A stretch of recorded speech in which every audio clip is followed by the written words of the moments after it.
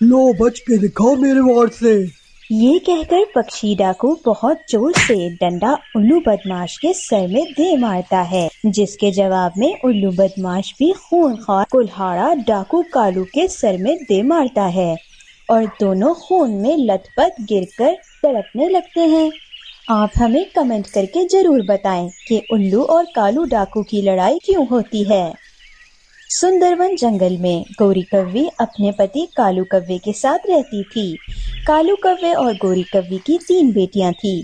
कालू कव्वा हमेशा अपनी बेटियों को लेकर बहुत तंग रहता था और उसकी इच्छा थी कि बहुत जल्द उसका एक बेटा पैदा हो। क्या करती हो तुम? 3 बेटियां पैदा कर चुकी हो। अब की बार में हमारा बेटा होना चाहिए, वरना मैं तुम्हें घर से निकाल दूंगा।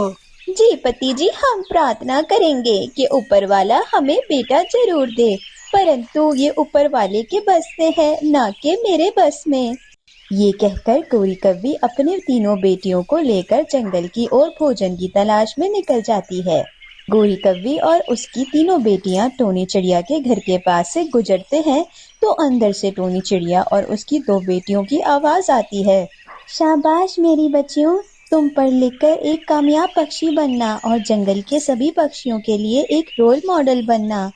जी मामा, आप हमें यूं ही सपोर्ट करते रहे तो हम एक दिन जरूर पढ़ लिख कर पक्षी अफसर बन जाएंगे।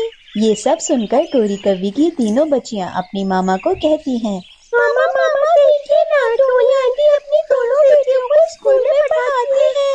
हम भी स्कूल में पढ़ना चाहती हैं ताकि हम भी एक कामयाब पक्षी बनकर अपनी जिंदगी गुजार सके। हाँ मेरी बच्चियों, क्यों नहीं, मेरी भी इच्छा है कि तुम तीनों पढ़ लिख कर कामयाब पक्षी बनो। तुम्हें तो पता है मैं बहुत मुश्किल से तुम्हारे लिए भोजन का ही बंदोबस्त कर पाती हूँ और हम बहुत गरीब हैं, इसी कारण हम स्कूल की फीस नहीं दे पाएंगे।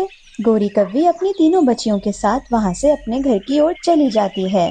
घर पहुंचकर गौरी कव्वी की सबसे छोटी बेटी अपने पिता कालू कव्वे को कहती है, पिताजी हम भी टोनी आंटी की बेटियों की तरह स्कूल में पढ़ना चाहती हैं। प्लीज पिताजी, आप हमें स्कूल में एडमिशन लेकर दे दें। देखो गौरी, सुनो, तुम्हारी बेटी क्या कह रही है। हमें पहले ही खाने के लाले पड़ रहे हैं, ऊपर से तुम्हारी बच्चियों की रोज नई नई फरमाइशें हैं। कहाँ से पूरी करूँगा? अपनी बच्चियों को समझाओ कि ये तुम्हारे साथ जाए और मेरे लिए बहुत सारा भोजन लेकर आए, नहीं तो मैं तुम्हारे साथ इनको भी घर से निकाल दूंगा। ये सुनकर गौरी कव्वी रोने लगती है, परंतु गौरी कव्वी की तीनों बेटियां अपनी माँ को चुप करवाती हैं। अगले दिन जब गौरी कव्वी अपनी तीनों बेटियों के साथ भोजन की तलाश में जंगल की ओर जाती है तो उसे टोनी चिड़िया भी भोजन तलाश करती नजर आती है।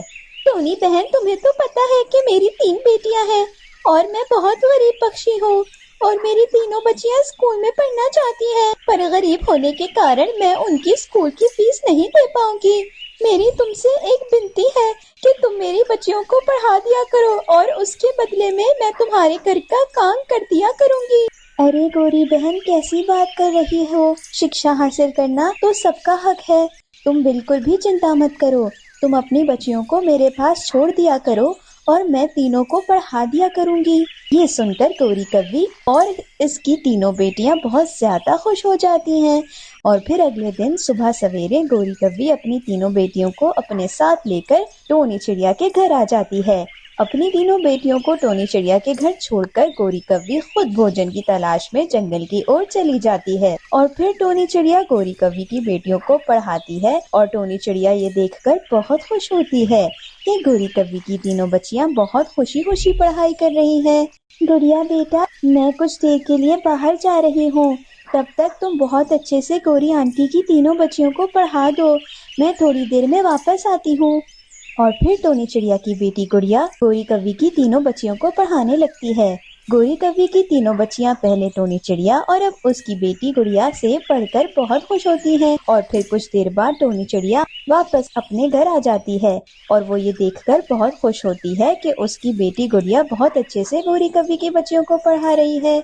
कुछ समय बाद गौरी कव्वी भी वहाँ पर आ जाती है। उसके पास बहुत सारा भोजन होता है जिसमें से वो थोड़ा सा भोजन टोनी चिड़िया को देती है, परंतु टोनी चिड़िया उसको मना कर देती है। गौरी कव्वी अपनी तीनों बच्चियों को अपने साथ अपने घर की ओर ले जाती है। अरे ओ गौरी, तुम और तुम्हारी बच्चियाँ इतनी देर में क्यों आई हैं? क्या तुम्हें नहीं पता कि मुझे भूख लगी हुई है? ये कहकर कालू कौवा अपनी पत्नी गोरी को खूब मारता है और गोरी कौवी एक बार फिर रोने लगती है। गोरी कौवी की तीनों बच्चियां आगे बढ़कर अपनी मामा को चुप करवाती है। मामा, आप बिल्कुल भी फिक्र ना करें, हम पढ़ लिख कर आपकी खूब सेवा करेंगे। जब हम पढ़ लिख जाएंगे और अफसर बन जाएंगे तो हम आपकी खूब सेवा करेंगे। आप बिल्कुल भी चिंता मत करें। और फिर अगले दिन कालू कौवा सुबह सुबह अपनी पत्नी को एक बार फिर मारता है। आज भोजन के साथ बहुत सारे पैसे भी लाना, वरना मैं तुम्हें मार डालूंगा। क्योंकि कालू कौवा अब नशा भी करने लग गया था और नशे के लिए उसको पैसे भी चाहिए थे। और दूसरा, कालू कौवे को ये बिल्कुल भी नहीं पता था कि उसकी पत्नी भोजन की तलाश में जाते समय अपनी बच्चियों को टोनी चिड़िया के घर पढ़ने के लिए छोड़ देती है। गोरी कौवी के जाने के बाद कालू कौवा भी जंगल की ओर नशे की तलाश में जाता है, पर उसे कहीं भी नशा नहीं मिलता। तो वो देखता है कि गोरी कौवी अकेले ही जंगल में भोजन तलाश कर रही है। शाम को गोरी कौवी अपनी बेटियों के साथ जैसे ही घर आती है, कालू कौवा एक डंडा उठाकर अपनी पत्नी को मारने लगता है। गोरी, मुझे ये बताओ कि तुम जंगल में अकेले ही भोजन तलाश कर रही थी और तुम्हारी तीनों बेटियां कहाँ थी? सच सच बताओ, वरना मैं तुम्हें अभी मार डालूंगा। और दूसरा, क्या तुम मेरे लिए पैसे लेकर आई हो या नहीं? गोरी कौवी जवाब नहीं देती, जिस कारण कालू कौवा गोरी कौवी को जोर जोर से डंडे से मारने लगता है। अपनी पत्नी को मारकर कालू कौवा घर से बाहर चला जाता है और फिर कालू कौवा एक मास्क पहनकर उल्लू बदमाश के घर की ओर चला जाता है, क्योंकि कालू कौवे को पता था कि उल्लू बदमाश के घर से नशा मिल जाएगा। कालू कौवा बदमाश उल्लू के घर जाकर नशा चोरी करने लगता है। तभी उल्लू कालू कौवे को देख लेता है और उल्लू को देखकर कालू कौवा एक डंडा उठाता है और उल्लू बदमाश के सर में देकर मारता है। उल्लू बदमाश भी एक कुल्हाड़ा उठाकर कालू को मारता है और दोनों खून में लथपथ होकर गिर जाते हैं। और फिर जंगल के पक्षी उल्लू बदमाश और कालू कौवे को उठाकर अस्पताल में ले जाते हैं और फिर कालू कौवे की पट्टी कर दी जाती है और कालू कौवा अपने घर आ जाता है। और फिर गोरी कौवी और उसकी तीनों बेटियां मिलकर कालू की खूब सेवा करती हैं, जिस कारण कालू कौवा जल्दी ही ठीक हो जाता है। पापा पापा, आप जल्दी ठीक हो जाए, मुझे आपकी बहुत चिंता है। देखिए ना पापा, आपको क्या हो गया? प्लीज पापा, आप जल्दी ठीक हो जाए। कालू कौवा अपनी बेटियों का अपने लिए प्यार देखकर हैरान हो जाता है, क्योंकि कालू कौवे ने तो कभी भी अपनी बेटियों से प्यार नहीं किया था। और तो और उसकी तीनों बेटियां उसकी खूब सेवा करती हैं। और फिर अगले दिन जंगल में शिक्षा का मुकाबला होने जा रहा था, जिसमें टोनी चिड़िया की दोनों बेटियां और गोरी कौवी की तीनों बेटियां भी उस मुकाबले में हिस्सा लेने वाली थी।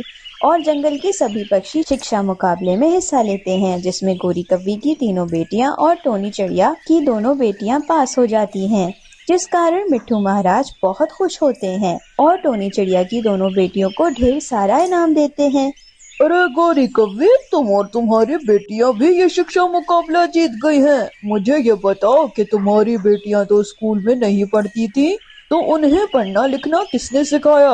मिट्ठू महाराज जी, मैं टोनी चिड़िया का बहुत धन्यवाद करती हूँ, क्योंकि उसने मेरी बच्चियों को मुफ्त में तालीम दी और मेरी बच्चियाँ पढ़ लिख गई हैं, और जिस कारण आज मेरा सर फख्र से बुलंद है। और फिर मिट्ठू महाराज कालू कौवे को स्टेज पर बुलाता है। अपनी बेटियों को शिक्षा का मुकाबला जीतने पर कालू कौवे का सर भी ऊंचा हो जाता है और वो बहुत खुश हो जाता है। तो देखा बच्चों आपने कि कैसे गोरी कौवी की तीनों बेटियों ने मिलकर शिक्षा हासिल करके कामयाबी हासिल की।